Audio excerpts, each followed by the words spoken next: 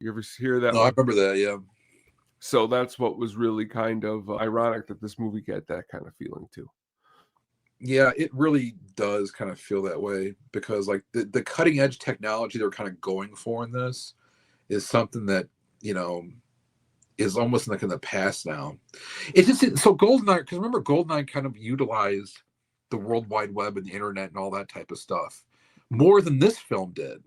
Yeah. And you'd think, you know, they would expand on that a bit, but they just didn't with the You know what? technology and everything. Yeah, it's weird. I don't know. Maybe it was just because I watched it now. Like I always like to put myself also empathetically in a dark movie theater watching this movie.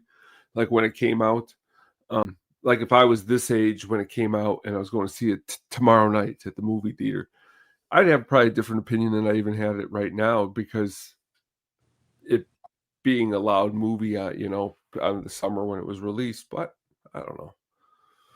I mean, it was definitely, if you watch this Bond movie, you're like, oh, that's definitely 90s. That's definitely late 90s. You know, it's kind of, Mhm. it is what it is. But I love the way, too, like, I want to mention, like, what's cool, so cool about Elliot Carver, too, is the way he's playing with, like, it's almost like he has an iPad, but it's like a keyboard he's got, and he's like typing. The way he types, like,